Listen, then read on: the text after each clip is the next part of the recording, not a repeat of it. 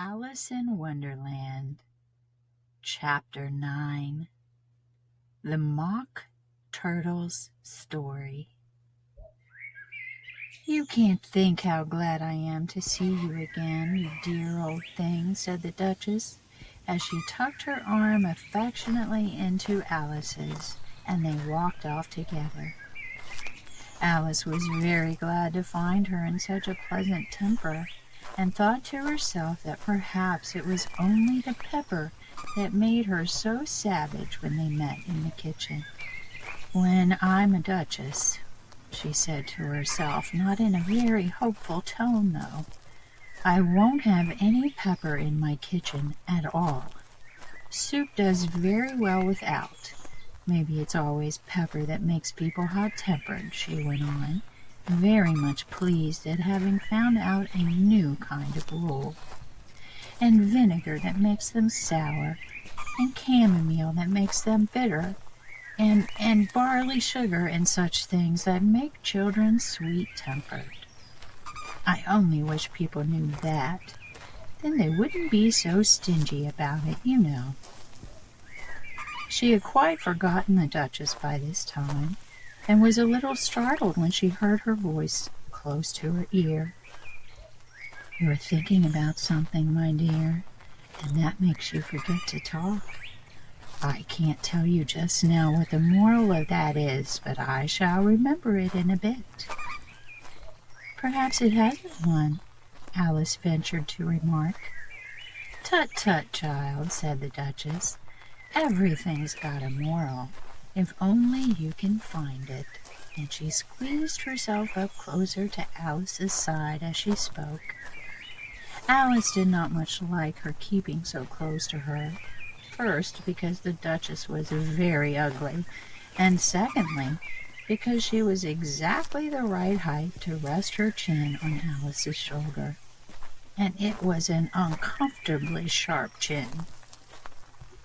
However, she did not like to be rude, so she bore it as well as she could. "The game's going on rather better now," she said, by way of keeping up the conversation a little. "'Tis so," said the Duchess, "and the moral of that is, oh, 'tis love that makes the world go round."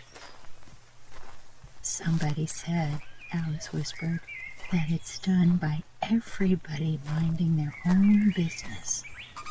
"Ah, well, it means much the same thing," said the Duchess, digging her sharp little chin into Alice's shoulder as she added, "and the moral of that is, take care of the scents and the sounds will take care of themselves." "How fond she is of finding morals in things," Alice thought to herself. "I dare say you're wondering why I don't put an arm round your waist," said the Duchess after a pause. "The reason is that I'm doubtful about the temper of your flamingo. Shall I try the experiment?" "He might bite," Alice cautiously replied, not feeling at all anxious to have the experiment tried. "Very true," said the Duchess.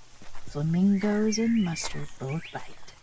And the moral of that is, birds of a feather flock together." "Only mustard isn't a bird," Alice remarked. "Right, as usual," said the Duchess. "What a clear way you have of putting things." "It's a mineral, I think," said Alice. "Of course it is," said the Duchess, who seemed ready to agree to everything that Alice said. "There's a large mustard mine near here. And the moral of that is, the more there is of mine, the less there is of yours." "Oh, I know!" exclaimed Alice, who had not attended to this last remark. "It's a vegetable. It doesn't look like one, but it is." "I quite agree with you," said the Duchess. "And the moral of that is, be what you would seem to be, or if you'd like it put more simply, never imagine yourself not to be otherwise than what it might appear to others that what you were or might have been was not otherwise than what you had been would have appeared to them to be otherwise." I think I should understand that better, Alice said very politely, if I had it written down, but I can't quite follow it as you say it. That's nothing to what I could say if I choose, the Duchess replied in a pleased tone. Pray don't trouble yourself to say it any longer than that, said Alice. Oh, don't talk about trouble, said the Duchess. I make you a present of everything I've said as yet. A cheap sort of present, thought Alice. I'm glad they don't give birthday presents like that. But she did not venture to say it out loud. Thinking again? The Duchess asked with another dig of her sharp little chin.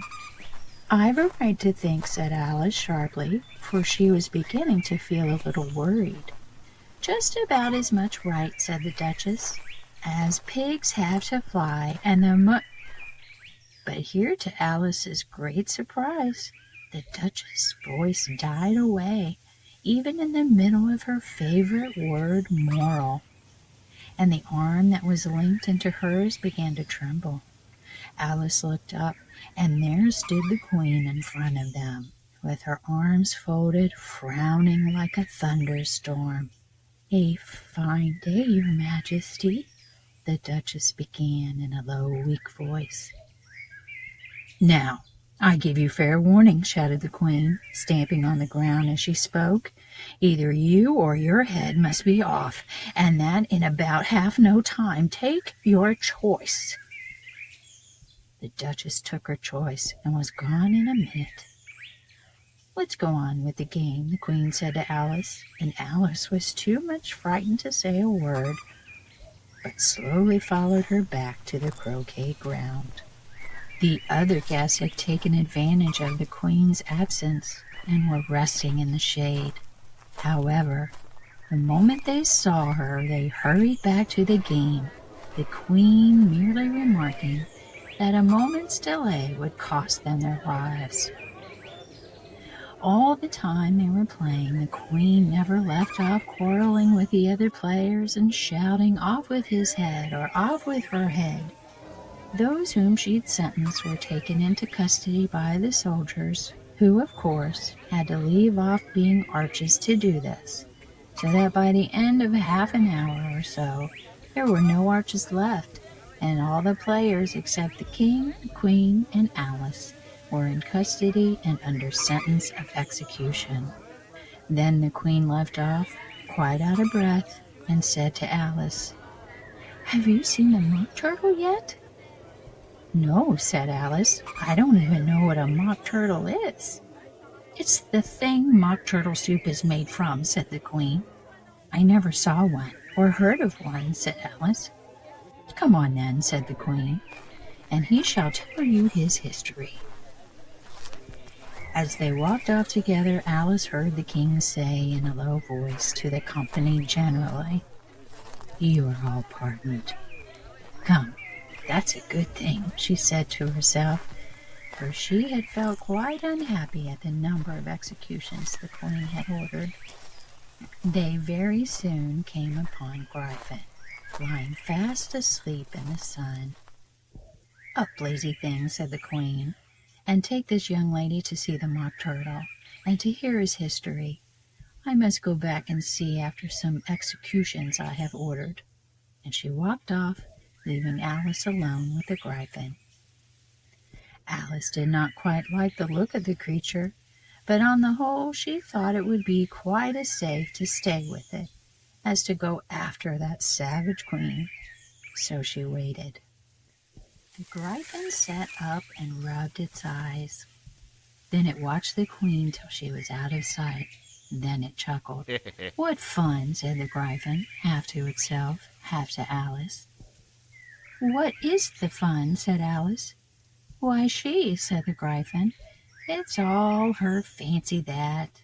They never executes nobody, you know. Come on." "Everybody says come on here," thought Alice, as she went slowly after it.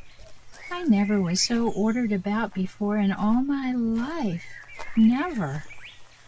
They had not gone far before they saw the mock turtle in the distance, sitting sad and lonely, on a little ledge of rock. And as they came near, Alice could hear him sighing as if his heart would break. She pitied him deeply. "What is his sorrow?" she asked the Gryphon, and the Gryphon answered, very nearly in the same words as before. "It's all his fancy, that. He hasn't got no sorrow, you know. Come on." So they went up to the Mock Turtle, who looked at them with large eyes full of tears, but said nothing. "This here young lady," said the Gryphon, "she wants for to know your history, she do." "I'll tell it her," said the Mock Turtle in a deep, hollow tone. "Sit down, both of you, and don't speak a word till I've finished." So they sat down, and nobody spoke for minutes. Alice thought to herself, "I don't see how he can ever finish if he doesn't begin." But she waited patiently. "Once," said the Mock Turtle at last, with a deep sigh, "I was a real turtle." These words were followed by a very long silence, broken only by an occasional exclamation of "Ugh!" from the Gryphon, and the constant heavy sobbing of the Mock Turtle. Alice was very nearly getting up and saying, "Thank you, sir, for your interesting story," but she could not help thinking there must be more to come. So she sat still and said nothing. "When we were little," the Mock Turtle went on at last, more calmly, though still sobbing a little now and then, "we went to school in the sea. The master was an old turtle. We used to call him Tortoise." "Why did you call him Tortoise, if he wasn't one?" Alice asked. "We called him Tortoise 'cause he taught us," said the Mock Turtle angrily. "Really, you are very dull. You ought to be ashamed of yourself for asking such a simple question," added the Gryphon, and then they both sat silent and looked at poor Alice, who felt ready to sink into the earth. At last the Gryphon said to the Mock Turtle, "Drive on, old fellow. Don't be all day about it." And he went on in these words. "Yes, we went to school in the sea, though you mayn't believe it." "I never said I didn't," Alice interrupted. "You did," said the Mock Turtle. "Hold your tongue," added the Gryphon. Before Alice could speak again, the Mock Turtle went on. "We had the best of educations. In fact, we went to school every day." "I've been to a day school too," said Alice. "You needn't be so proud as all that." "With extras?" asked the Mock Turtle, a little anxiously. "Yes," said Alice. "We learned French and music." "And washing?" said the Mock Turtle. "Certainly not," said Alice indignantly.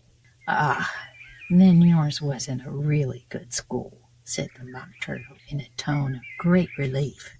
"Now at ours they had at the end of the bill French music and washing extra."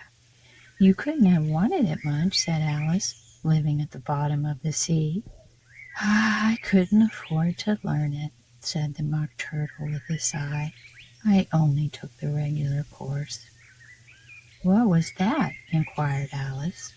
"Reeling and writhing, of course, to begin with," the Mock Turtle replied, "and then the different branches of arithmetic, ambition, distraction, uglification, and derision." "I never heard of uglification," Alice ventured to say. "What is it?"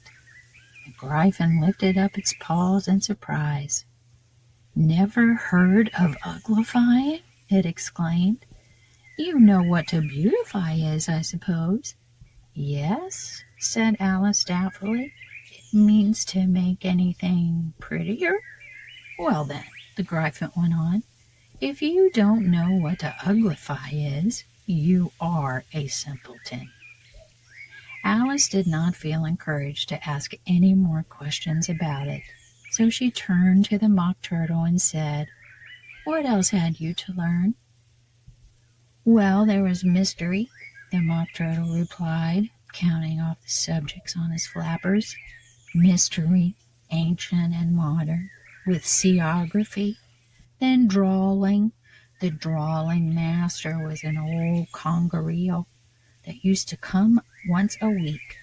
He taught us drawling, stretching, and fainting in coils." "What was that like?" said Alice.